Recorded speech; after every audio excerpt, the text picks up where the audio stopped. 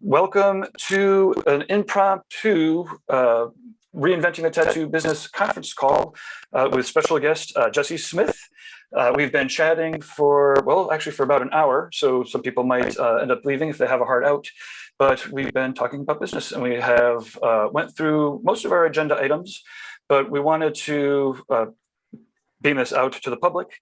And then we'll spend about 10 minutes to talk about some of our, actually some books on our reading list and some inspirations for our business.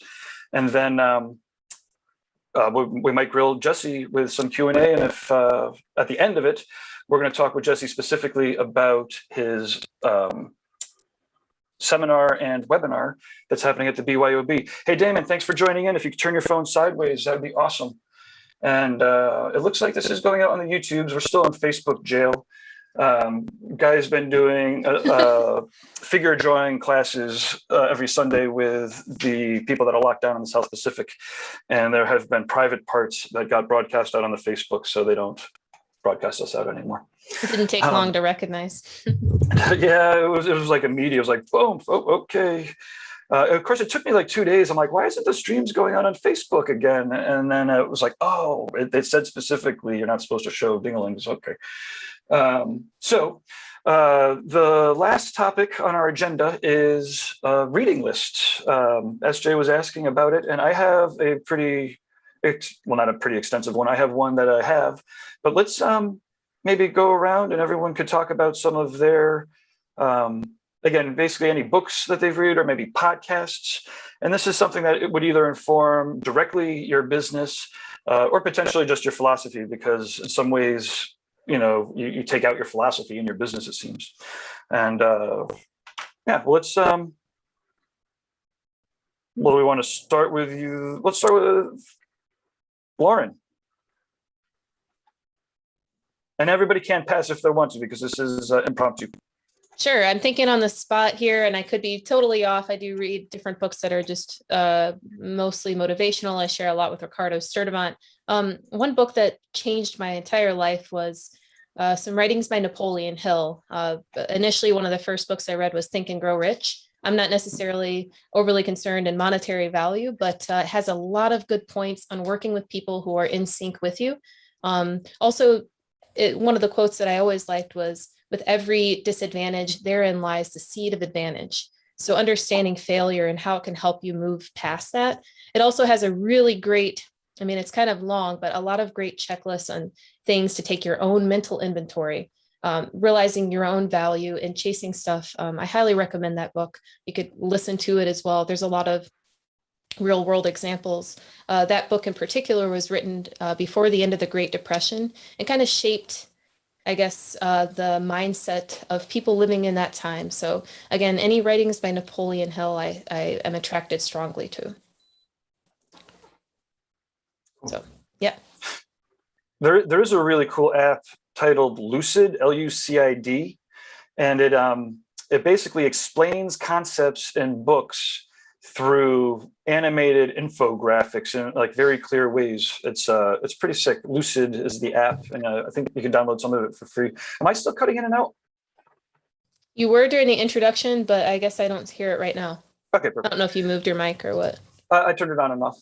Okay. So Damon joined us. Hey, Damon, click on some of those buttons.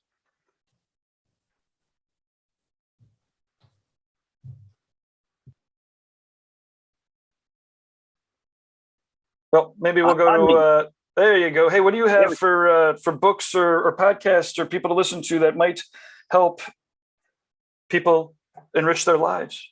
Oh, if everybody's not already on the like Jordan Peterson, Jocko Willink kind of train, you know, that's some really popular stuff. I start my day usually with that kind of stuff, with either Jocko's podcast or Jordan Peterson. And there's this guy, Ryan Michler. I'm reading this book right now called Sovereignty. And it's about like mindset mastery, kind of geared towards men, you might say, you know. But for instance,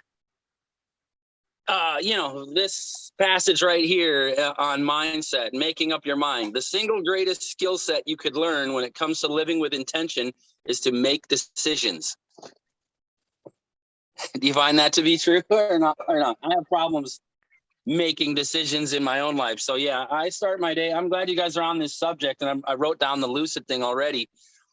But yeah, Jocko Willink's podcast, Jordan Peterson podcast, Sadhguru podcasts, all that stuff. I appreciate Jocko. Jordan, I would like to, I like to watch people debate him.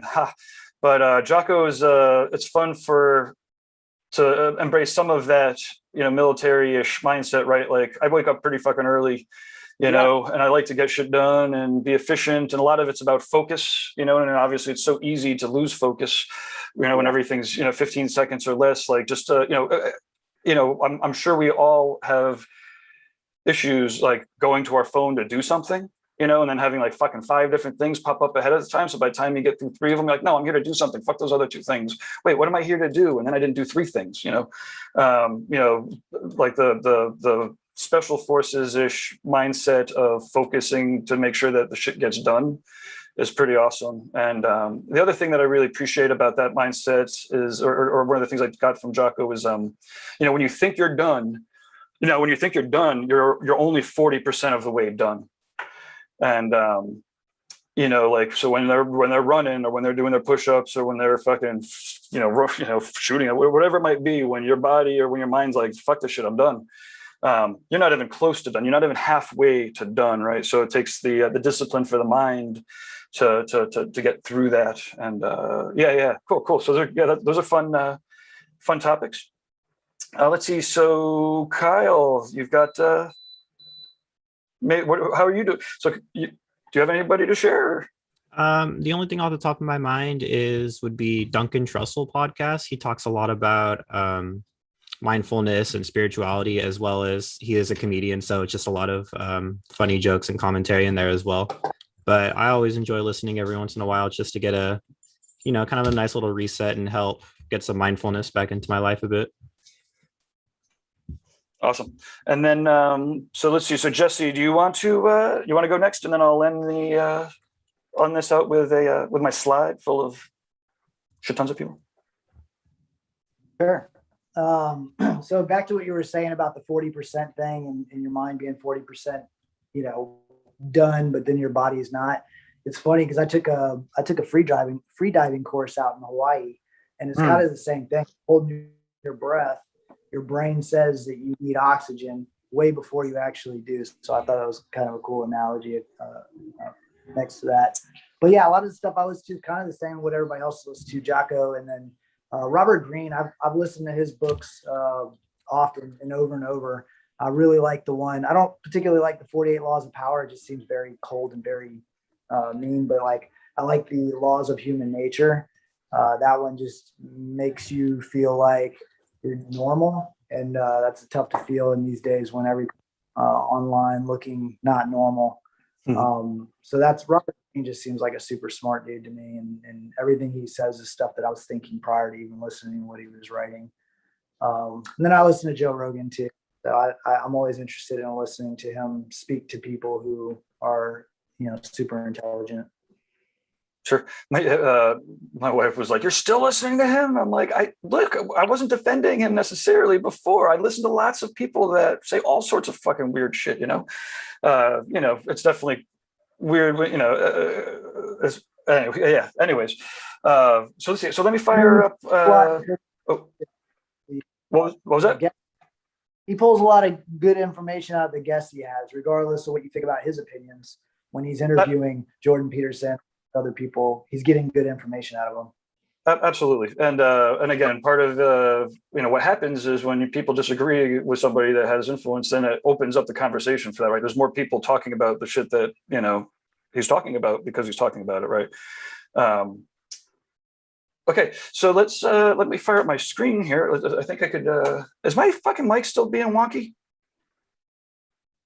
It is. I'm going to move to a different sound then.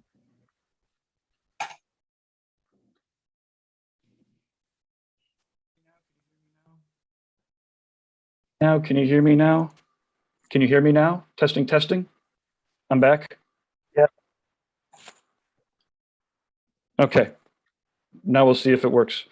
I'm going to fire up my presentation. And the person that I'm going to talk about in particular from here is Nancy Dorte. And I don't think it's me because I changed my mics and it's still scratchy. But whatever, I'm just going to move forward. Okay, reading list. Okay. So this is, you know, three of my favorite authors for business. Nancy Dorte is the one I want to talk about right now because she's awesome at giving presentations and communicating. And when I was doing my first worldwide tattoo conference seminar, I realized I really needed to figure out actually how to communicate because I talked my way into teaching it. But then I realized as soon as Alex was like, yeah, sure, you could teach there. I was like, I had flashbacks to my last, so the last seminar that I had done was like 5 or 6 years before that at Hill City. And it had been 5 or 6 years because I put like fucking, I don't know, it was like 30 or 40 people in the room. I was doing like a free website seminar. And I was going to fucking floor them all with all of my vast knowledge of everything computer. And I was literally going to teach them everything I knew in an hour and a half or 2 hours so that they would have no choice but to hire me to do their website. And I had gotten like 5 minutes into it and I was like, wow. And I turn around and there's like 40 people that are like, what the fuck is going on? And so I kept going. I was like, yeah, I keep going because you can't stop. And then at like 15 minutes in, I looked up and like some of the people that worked at my tattoo shop were like shaking their head and they had to walk out.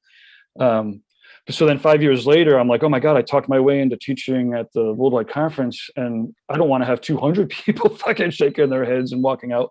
And so anyway, so the point is I got to Nancy Dorte and I got to the book Resonance. And she started her career as doing like graphic design for slides and communicating concepts through like infographics and whatnot, but then expanded. And she's one of those minds that just keeps expanding. You know, she moved into like storytelling. So Resonance is the book about how she dissects all of the great storytellers and the different forces that are at work, you know, many of the different patterns.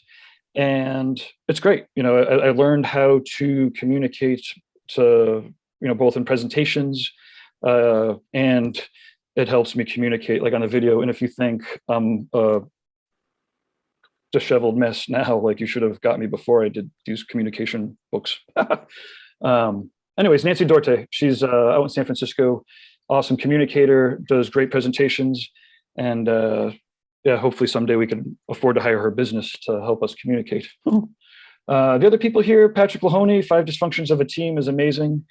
The Advantage is great. The Advantage is really about how to implement communication structures into your business. And then Jim Collins was the person who put legacy businesses into my brain. And I do owe quite a bit of the growth that I've ever had from Jim. He didn't teach me how to hire lawyers and accountants and shit, but he taught me how to build up stuff.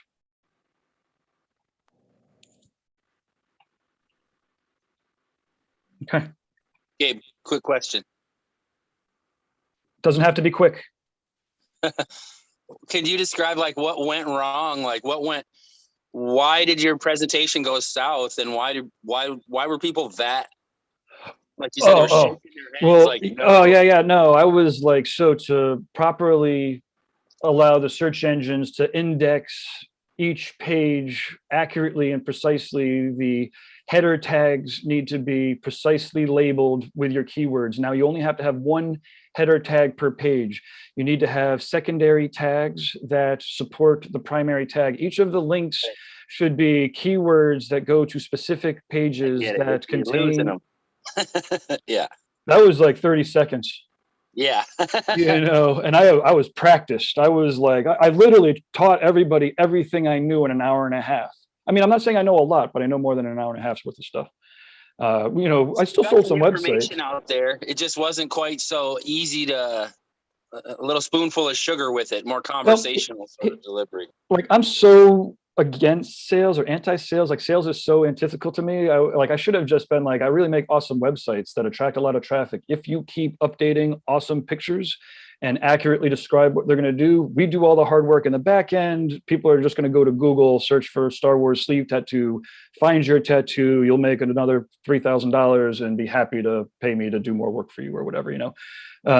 But I was like 15 years ago, and I was like, anybody want to buy a website? I'm fucking broke. I need gas money to get home. I don't mind hitchhiking if I have to, but well. Anyway, so I did actually, you know what? It was amazing though. So just to wrap this up, like I read that book and I fucking sweated doing this seminar at the Worldwide Tattoo Conference in Rome. And the whole point of not the whole point, one of the themes of the conference was we were all getting like out of our comfort zones. You know, Nick and Jeff had taught before, but not for that many people, you know, and Alex is like a natural storyteller. He's like a comedian. He's got fucking people laughing. He loves that shit. And Boris is just Boris. Like he could just say like 3 sentences and point to his tattoos, and you know everyone's gonna be in awe. But you know the 3 of us were really out of our element, and they probably were too. But anyways, when I was done with the seminar is when I eventually really met Jeff. I mean, I'd met him before, but that's when we had started that partnership. And you know it was definitely a very great concrete example of when you push yourself out of your comfort zone, or if somebody else pushes you out of your comfort zone and you rise to the occasion, you know, unexpected great things really can happen. So like I was just trying to get off the stage without people like laughing and wondering why I was there. And I ended up with a partnership that was, you know, one of the best things that could have happened, you know, spiritually and, you know, energy wise, you know, for the shops. Yeah.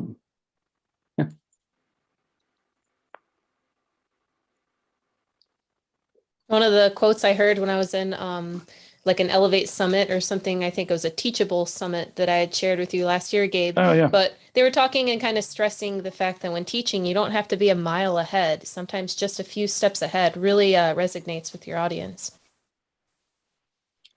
Absolutely. And this works in the context of the tattoo shops, you know, so, you know, Jesse, you might find that some people might, well, you're always hiring badasses, but at least in reinventing, guys, very particular to make sure that there are activities that are less stressful. You know, some of the open draws where, you know, artists of all skill levels are encouraged, you know, as opposed to, you know, again, the default is, you know, to be a little reluctant, I guess. I forgot where I was going. You're talking about creating a, you know, kind of like a curriculum that can, across the board, that can carry people of different skill levels, right? Yes. Yeah. Well, and with tattoo shops, obviously, you're doing similar things, right, with all sorts of different clients, and yeah, no, it's yeah, tattooing's great. Does anybody else have any particular questions, or does anybody have any particular questions for Jesse? I'm curious, when you first started Loose Screw Tattoo, if your vision was for like what you're going for with multiple, like the method systems and things like that. Did you envision that, or when you first started, were you thinking solely more about like a hot tattoo shop in Richmond versus expansion pretty much worldwide? And if you think you've gotten to where your vision may have been imagined, or if you're still looking for something else to really, you know, feel complete. I know you have a lot going on. Oh man, that's a good question. I opened Loose Screw to kind of create a shop that I'd always wanted to work in. Prior to opening Loose Screw, I'd worked in 14 different tattoo shops, and grabbing pieces of those that I really liked, and then also making sure to stay away from the things I didn't like. I didn't know where I was going when I opened the shop, and then I opened the shop, and then a year later, I got on the TV show, and that just completely stirred everything up. I was pretty much out of commission as far as running the tattoo shop for about a year. Recording the show, working up to running campaigns to promote my time on the show, and then of course dealing with the influx of humans past that point once the show aired. So that really kind of threw stuff off. And the thing that I never thought about when I was running a shop was I just assumed everybody thought like me. So it's trying to create a scenario where you understand what it is the artists want from you, and they understand what it is that you want from them. So I don't know if that quite answers your question. I had no idea what was going out with the shop when I opened it. I just wanted to open something that had like kind of a creative culture to it, and hired the best artists in the world. That was the goal. Awesome. Where did the idea for Method tattoo systems come, and how do you feel about the future of that? And actually, real quick, can you just explain to people what the Method system is too? Yeah, so the Method tattoo system is a modular organizational system for tattoo stations.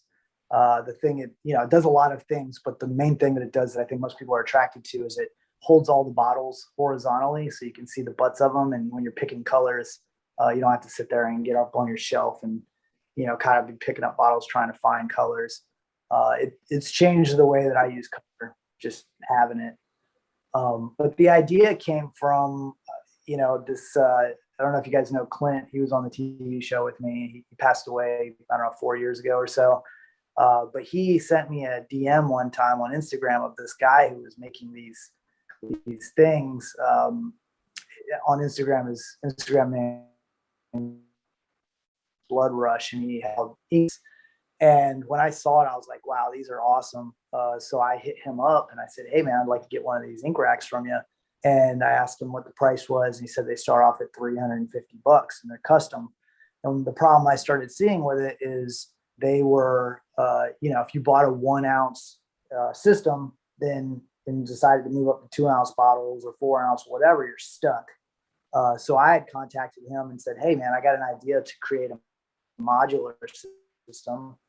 It's a little bit cheaper for people, and they're not this custom one that you've built. So when I did that, to bring him on board together, because I didn't want to like just steal his idea and roll with it. And he was all about it. So we started building prototypes and stuff like that. And he'd send them to the shop, and I'd check them out and give my input. And eventually he just seemed like he kind of lost interest. He was like, man, I think I'm going to just keep doing these custom ones, but I'm cool with you moving forward with what you've got going on. And so I just kept moving forward with it, and it just evolved from there. And the system that I have is, I think, completely different than the system that he has. So I don't feel like I'm directly competing with him, but I always appreciated the fact that he was cool enough to let me do it without, I never want to steal anything from anyone without having them involved in it. So that's kind of how it came about. Awesome. And it's doing pretty good. I mean, the biggest problem I'm having right now is just getting the product in. It's the manufacturing and all that stuff has been a struggle, especially nowadays with all the shipping and stuff like that. I mean, I've been out of product for 2 or 3 months now. So it's, we're kind of dead in the water until we get more stuff in. So hopefully I'll get some stuff here within the next month, and we can start getting rolling again. But it's a lot of work, running the tattoo shop and then doing that is, 2 different tips of mind in the way to work the business side of things. But, there's a lot of overlap too with email campaigns and social media marketing and stuff like that. Can you maybe give us a little bit of a rundown of the different businesses? And then maybe one of the questions in from the chat room is about time management, right? So the question is, how the hell do you deal with time management? You must be one of the busiest tattooers that exists. But before you could truly answer that, you really do have to give us the rundown of the different businesses that you are in charge of, and then the size of the teams. Good question. Okay. I've got Loose Screw Tattoo. I've had that for, I think, going on 11 years now. I've got a shop manager who is awesome, and without her, I wouldn't be able to juggle as much as I'm juggling. She pretty much holds it down, takes care of all the, kind of back end paperwork type stuff, and make sure everything's running smooth. And then I've got the Method Tattoo System. It's essentially just me, and I have one other guy who kind of helps me out with, kind of maintaining everything. And I've got One Trick Pony brand, which is my t-shirt line. We do pillows and skateboard designs and prints and stuff like that of all the stuff that I'm working on. And then I've got the Richmond Tattoo Convention, which has been going on for, I think, 28 years now or so. I own that with my partner, Kenny Brown. And that one, that's the biggest undertaking of everything. I mean, the amount of work that we do for that and the ROI is crazy. But it's a work of passion, of course. And then the last thing that I have is the Giving Arts Foundation, which is a nonprofit that I started. I was doing a lot of charity work with the shop, and I started working with a lot of nonprofits, and I just started realizing that, a lot of them are a mess. So we're sitting there working with these other organizations, and a lot of them just want to check from you. They don't want to help promote or contribute or anything like that. So I was like, well, I might as well just do this myself. So I opened a nonprofit, and the Giving Arts Foundation is the main goal for me was more about raising awareness for environmental and ocean conservation through art, and then also trying to raise funds in the process and give those off to nonprofits that could help out in those scenarios. But we've branched out different directions depending on, we got a couple people, Lime Warriors. They hit us up. We do a little event with them. We get a lot of companies that hit us up, and we just kind of collaborate with them. And then, I still draw every day and still tattoo.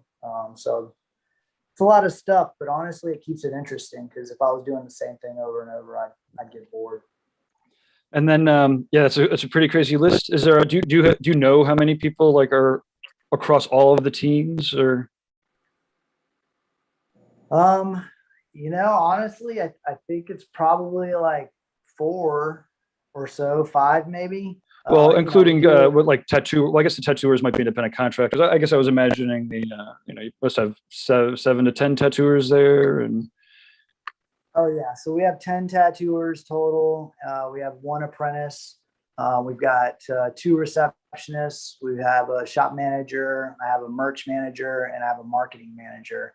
And then I also work with a publicist, and I work with another. I outsource a lot of marketing with this company called Stoked, which is a good friend of mine.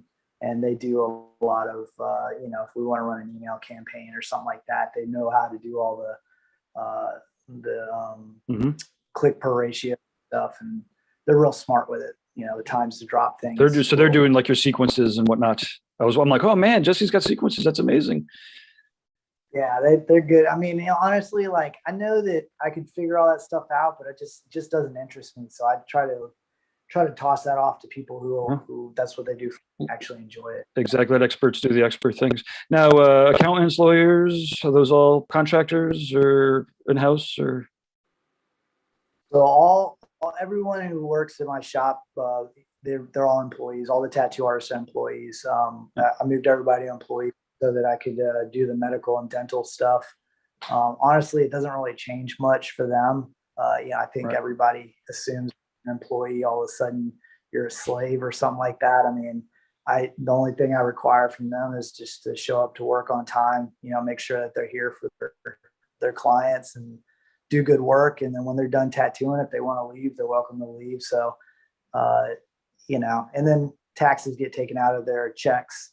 So at the end of the year, they don't have to worry about the tax stuff. So, I personally don't think it's changed much. I know a lot of people, when I was switching to employees, they were, a couple of people jumped ship because in their minds, it was this massive change. But on the back end, it's a lot of change, which they don't really need to see. It's just, more payroll taxes, stuff like that. But on the front end, as an artist, you're still showing up to work the same way you were before.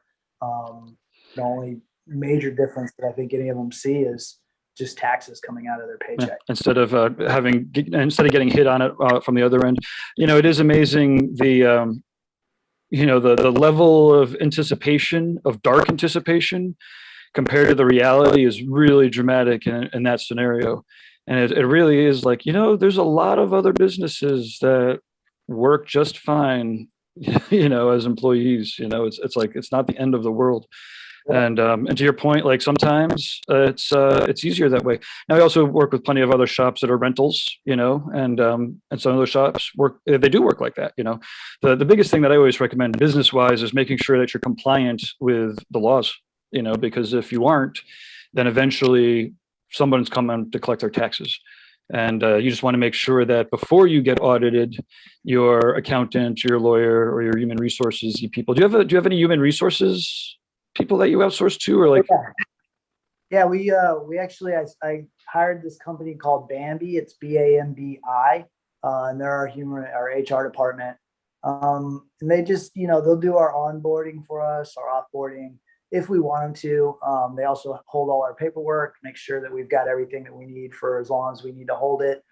And then if situations arise, we've had people in the shop who maybe didn't appreciate the way that someone communicated to them or whatever.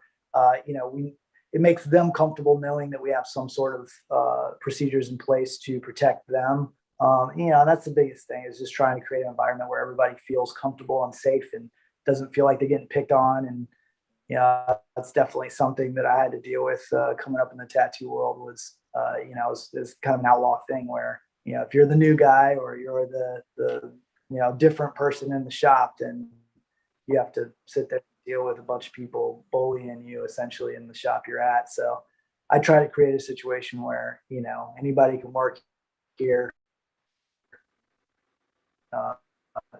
regardless of how cool they are, what the music they listen to, or all obvious things, what sex they are, what they are, all that stuff.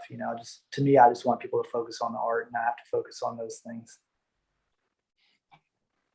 Awesome. It's great. It really is amazing to watch the shop grow and you grow and kind of get ahead of it a little bit, right? Because we all watch people that are growing at that kind of rate, and it's not trivial. And how many years now? I think you might have said it before, but just as we wrap up this segment, so how long has Loose Screw been in business?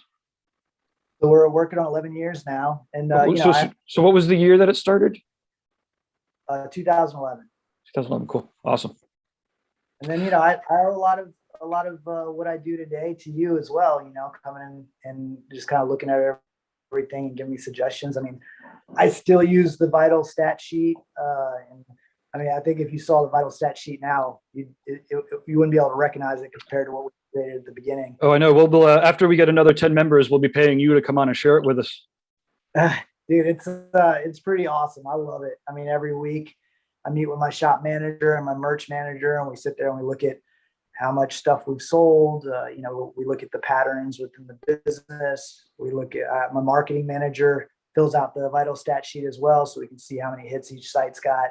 We run a campaign. We can see how successful it was or not successful. So those, I really like numbers. So the vital stat sheet is like awesome to me.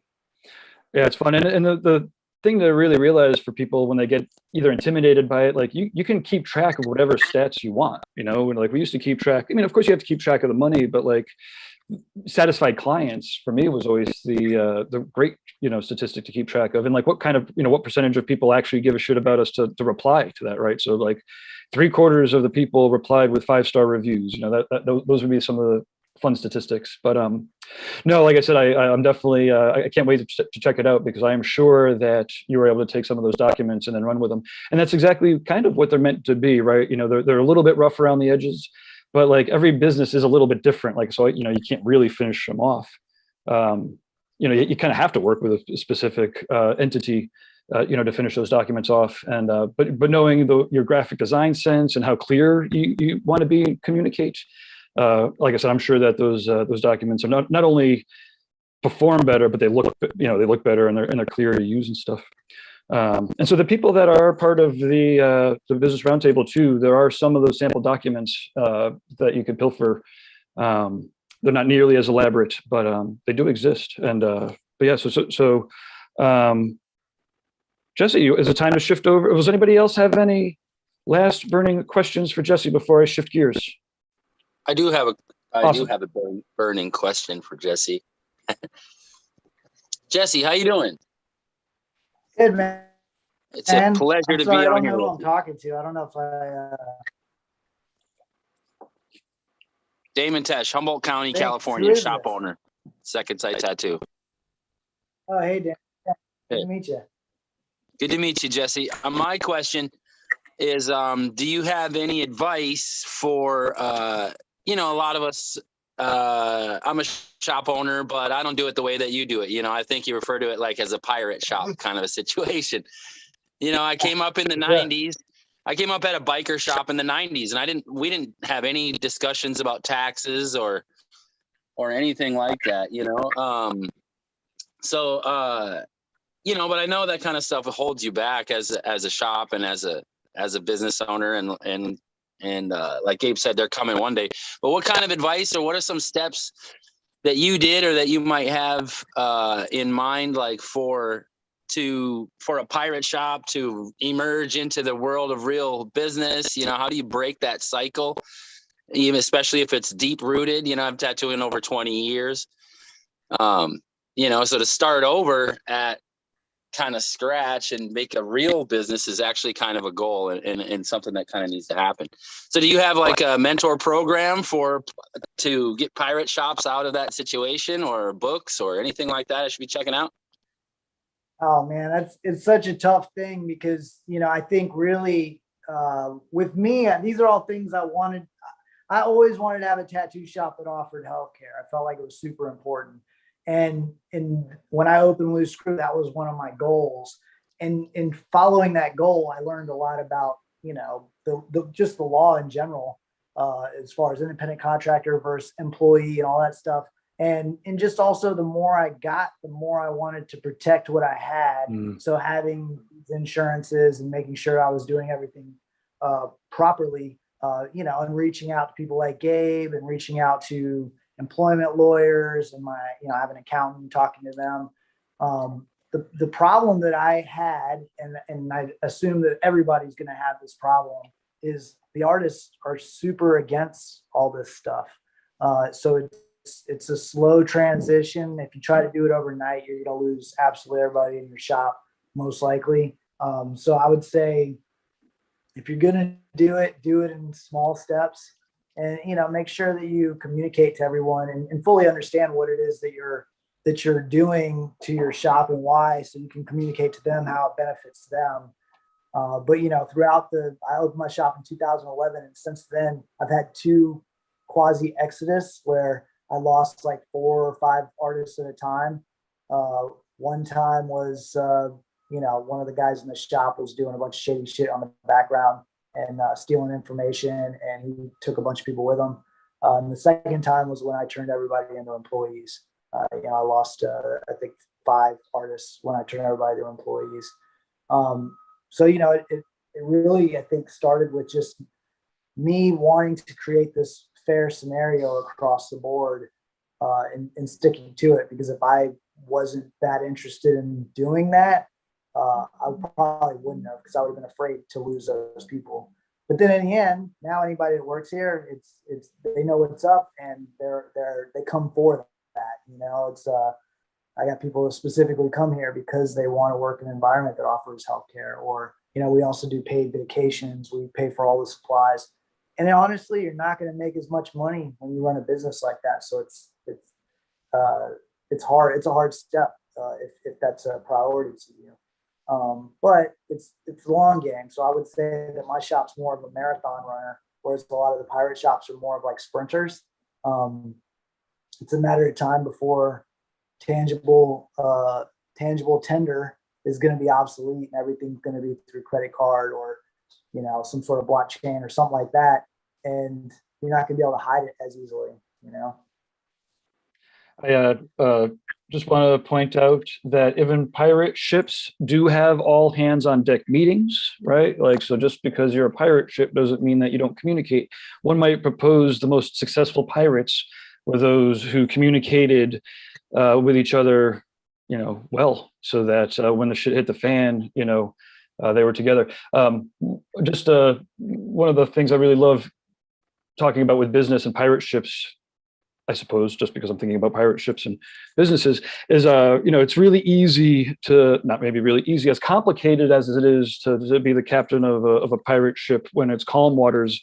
It's, when the hurricanes are coming in and everyone has to do what their job is, regardless of whether the wind's blowing them off the ship or not, is the actual test of the character of of a business. And so COVID is obviously an amazing, not an amazing thing, but it is an intense stress factor for lots of businesses. So you can, we could see the ones that are able to survive it and ones that weren't. And it wasn't even a massive shock. Like it was like a 3 to, at least in different places in the States, around the world it's different.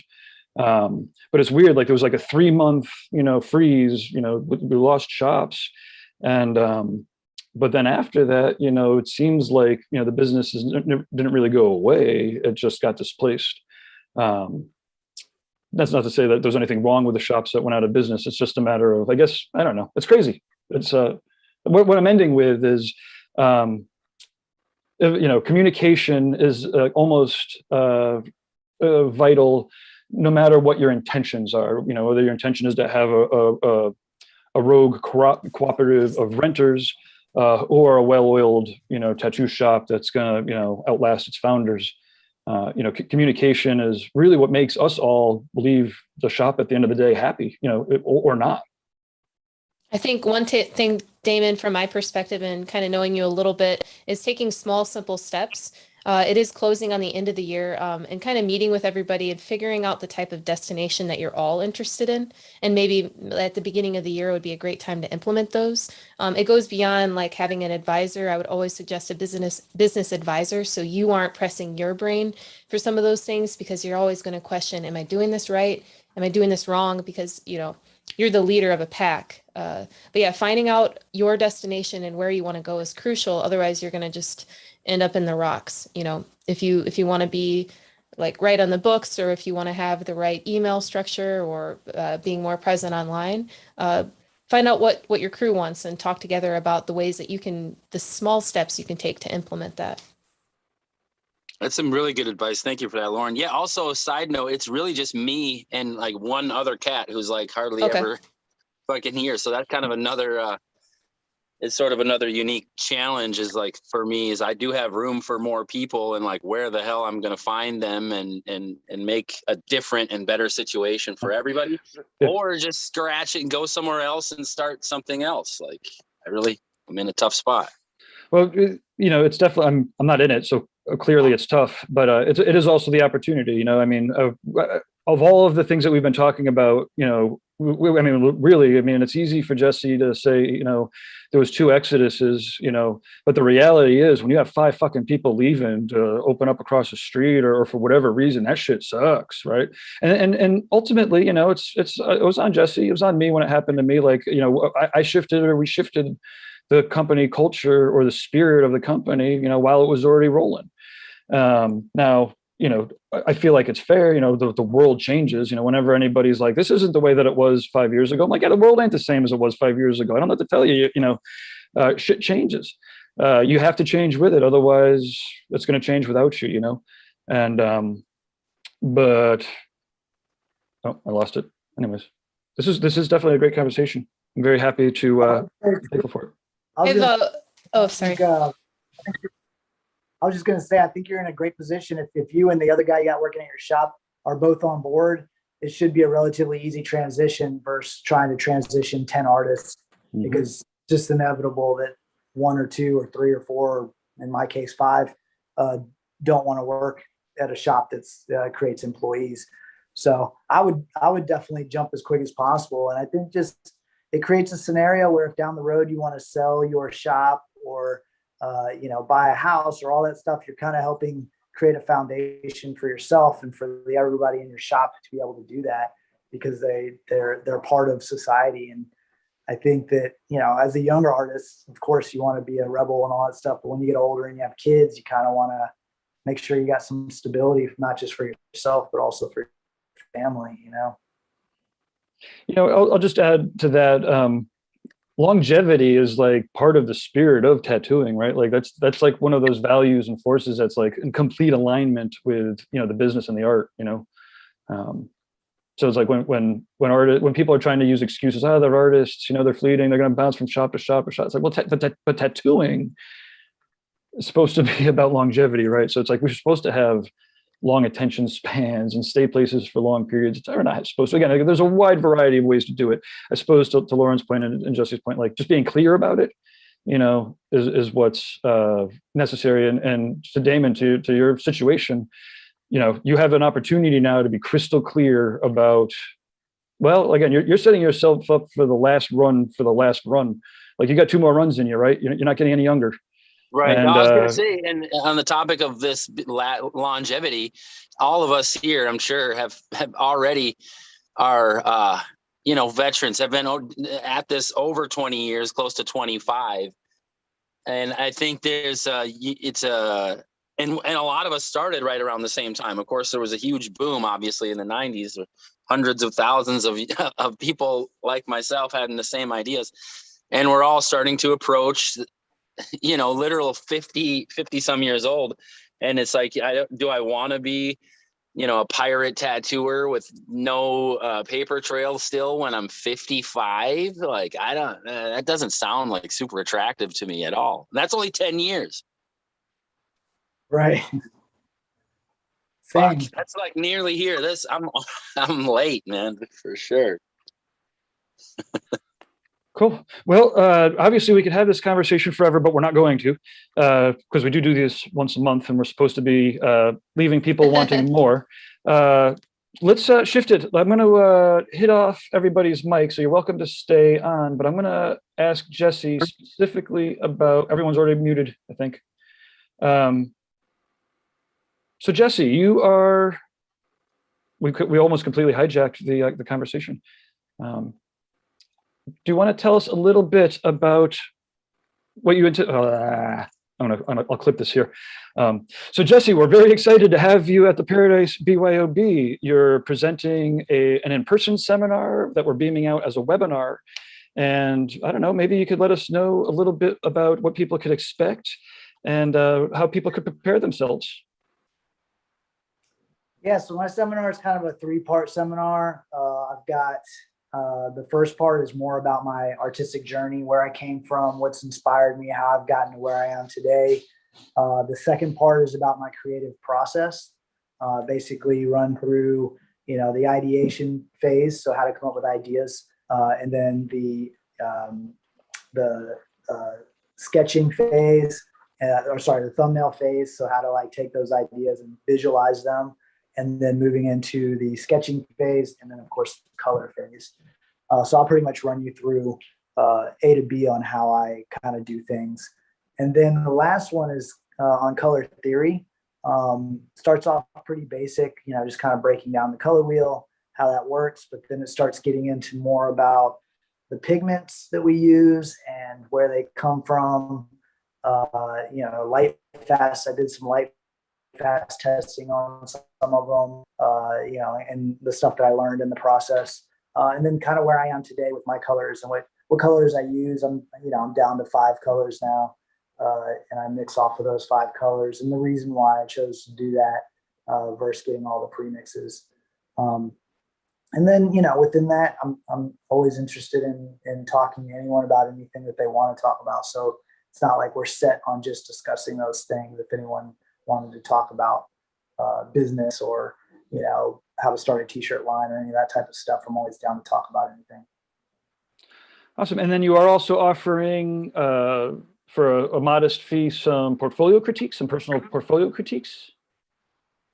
Yeah, so I'll be doing portfolio critiques for $50. I gotta get that up on my website, but I get a lot of people that ask me to critique their portfolios. And a lot of times I find it difficult to, carve out time for that when I'm in these scenarios. So I figured if I know they're paying, then I'll make an effort to definitely make sure that I can give them my 100% focus, in doing that. Awesome. And then I'm also very excited for one of the panels on Wednesday is going to be a bunch of shop owners, yourself included,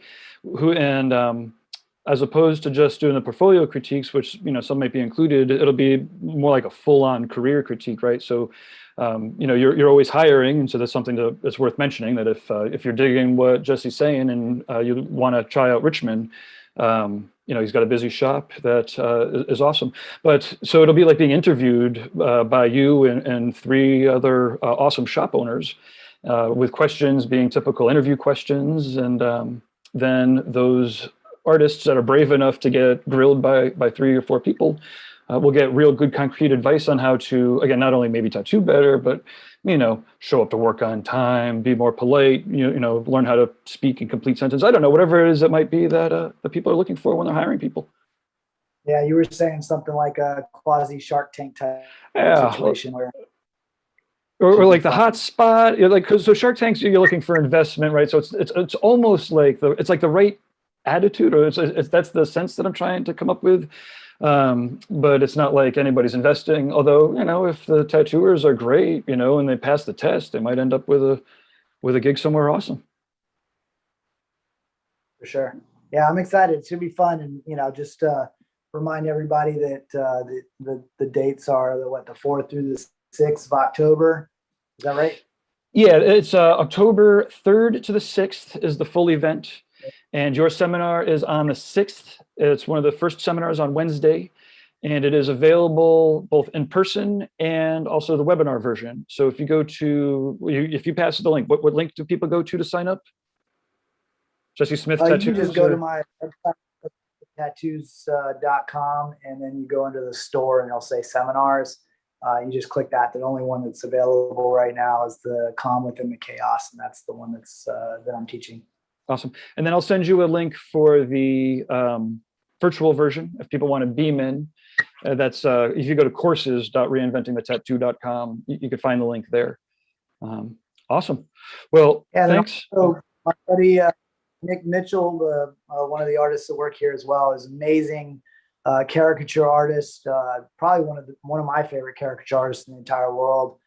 He's going to be teaching a class as well, and he's not as well known as me, but I'll tell you, man, I think I see tattoos he does all the time, and I'm like, damn, man, this dude is kicking ass. So I would definitely urge everyone to try to jump into his seminar as well, because he's got a lot of smart things to say.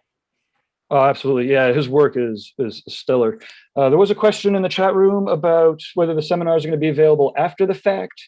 That's not guaranteed. You know, the goal always is, of course, to webcast them out live and then to have the replays available, you know, until the internet goes away. But we've all also been around the block long enough that, you know, I'm sacrificing as much as I can to the tattoo and the computer gods. We can guarantee that the live streams will go out. If you want to make sure that you catch the events, you definitely need to catch the live streams. It is possible that there will be replays after the fact, but like I said, sometimes I was actually just reminiscing with one of our other support team members from like 10 years ago. We had a full tattoo convention at Keystone, Colorado. We had 4 days of amazing streaming. It was like Chet Zar and Gabe Leonard and Jeff and Guy beamed in, larger than life. And the recordings were available for 1 week after they were recorded on our plan, and then they were all deleted. So like, you know, two weeks after we got back, I was finally like, so dude, you know, what's, you know, I asked the guy that I was working with, hey, you know, can I see those videos? And the next day I'm like, could I see those videos? And then I forget for 2 days. I'm like, no, really, I need to see these videos. This was an amazing event. We've got 4 days of stage events and seminars. And then finally he was like, they're all deleted. The whole show. I'm like, what do you mean they're all deleted? He's like, well, they saved them for a week and then they deleted the files. And I'm like, where are all the files? He's like, they're all deleted. I'm like, they're not backed up anywhere. He's like, that was the so, you know, I'll definitely be clicking different buttons this time, and we've been clicking different buttons since then. But the point is, some of this stuff is magic. If you want to catch it live, definitely make sure you get the live stream. We'll do our best so that, you know, we want to be able to take everybody's money forever so that we can support these events, but we can't guarantee it. Cool. Well, I'm excited about it. It's gonna be fun, and I know that there's I've been getting hit up ever since I promoted it. I was gonna be there from a bunch of artists who I've been excited to meet are gonna be there. So should be Awesome. good. It's going to be very, it's going to be a unique show. And, again, everyone's been very, patient in the fact that we're in the middle of a pandemic. But yeah, we'll be doing a ton of streaming. Being there in person on the mountain with people is going to be awesome. It's very airy, so there's a lot of outdoor possibilities. And actually, I guess I have one last question for everyone here.